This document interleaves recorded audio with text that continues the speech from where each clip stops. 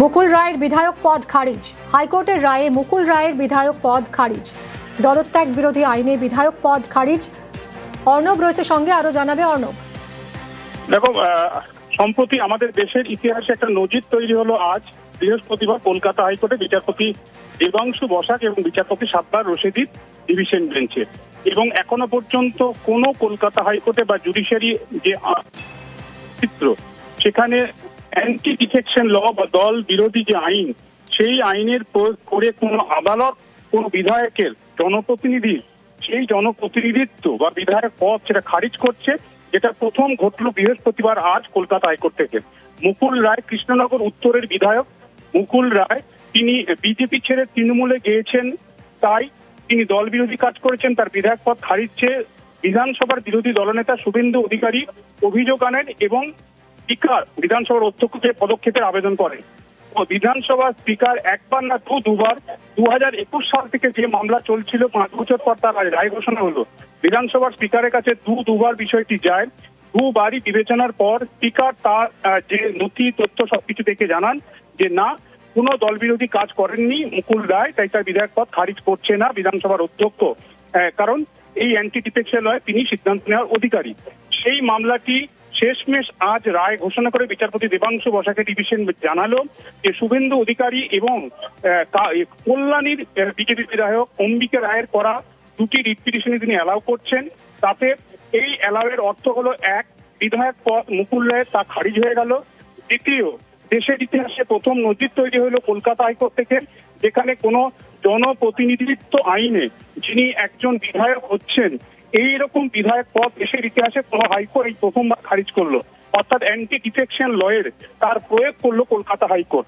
দ্বিতীয়, একই সঙ্গে অম্বিকা রায় কল্যাণীর বিধায়ক, তার অভিযোগ ছিল যেহেতু বিজেপি বিধায়ক নন মুকুল রায়, তিনি কি করে পিএসি, যেটা আমাদের বিধানসভার যে পসিটিভ রয়েছে সেখানে বিরোধী দল থেকে বিরোধী বিধায়কদের থেকে পিএসি বা পাবলিক অ্যাকাউন্ট কমিটির চেয়ারম্যান করতে হয়, তিনি কিভাবে পিএসি কমিটির চেয়ারম্যান থেকে সেই পদও বাতিল করতে হবে।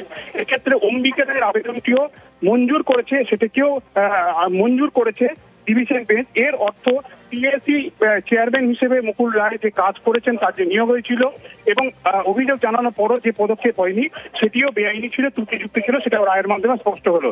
কিছুক্ষণ আগে দুই বিচারপতি বসাক এবং বিচারপতি রশিদি, তারা এই রায়ের অপারেটিভ অংশটুকু আদালতে 37 নম্বর আদালত কক্ষে ঘোষণা করেছেন। কিছুক্ষণের মধ্যেই কলকাতা হাইকোর্টের ওয়েবসাইটে এই সেলিব্রেটেড জাজমেন্ট গোটা ভারতবর্ষের ইতিহাসে যা নজির সৃষ্টি করেছে আজ, সেটা সামনে আসবে। তারপরই এই বিষয়টি নিয়ে আরো বিস্তারিত ব্যাখ্যা বা বিস্তারিত পর্যবেক্ষণ আদালত কি রেখেছে তা জানা যাবে। তবে আবারও বলছি, জনপ্রতিনিধিত্ব আইনের প্রয়োগ করে বিধায়করা যেভাবে কাজ করেন, সেই বিধায়ক পদ দল বিরোধী কাজের জন্য অর্থাৎ অ্যান্টি ডিফেকশন ল তার প্রয়োগ করলো কলকাতা হাইকোর্ট একটা জুডিশিয়ারি থেকে দুই বিচারপতি, সেটা সম্ভবত দেশের ইতিহাসে এই প্রথম ঘটলো, যা ঘটলো কলকাতা হাইকোর্ট থেকে। অবশ্যই এই রায়কে চ্যালেঞ্জ করে সুপ্রিম কোর্টে যেতে পারেন বিধানসভার স্পিকার বা বিধানসভার ক্ষেত্রে সচিব, বা এক্ষেত্রে সেই অধিকার রয়েছে, আইনি পথ খোলা আছে। একটা বিষয় একটু জানতে চাইবো, এই রায় কি শুধুমাত্র মুকুল রায়ের ক্ষেত্রেই প্রযোজ্য, নাকি অন্যান্য বিধায়ক যারা এখনো বিজেপির খাতায় কলমে বিজেপির বিধায়ক কিন্তু যোগ দিয়েছেন তৃণমূলে, তাদের ক্ষেত্রেও প্রযোজ্য হবে? দেখো, আজকে আজকে যেভাবে রায় ঘোষণা হলো, মুকুল রায়ের ক্ষেত্রে এই নির্দিষ্টভাবে রায়টি হলেও এর ইম্প্যাক্ট, এর যে বিস্তার, সেই বিস্তার কিন্তু সারা দেশ জুড়ে পড়বে। কারণ কোনো কলকাতা হাইকোর্ট কেন কোনো আদালতই এইরকম কোনো নির্দেশ ছিল না। অ্যান্টি ডিফেকশন লয়ের প্রয়োগ ভুল করেছে স্পিকার, তার বিধায়ক পদ আদালত সরাসরি বাতিল করছে। কাজে আজকে মুকুলের বিধায়ক পদ খারিজ হলো, কিন্তু আগামী দিনে এই দল বদল করেন যেভাবে বিধায়করা, সেটা আমাদের রাজ্য নয়, অন্য রাজ্যের ক্ষেত্রেও সমানভাবে প্রযোজ্য। সমস্ত রাজ্যের ক্ষেত্রে যেভাবে দল বদলু হয়ে অন্য দলের যে পদ নিয়ে এইভাবে কমিটিতে থেকে যাওয়া, মুকুল রায় যেটা করেছিলেন আদালতের যে পর্যবেক্ষণ, এই ট্রেনটা সম্ভবত বন্ধ হতে চলেছে আজকের হাইকোর্টের আজকের রায়ের পর।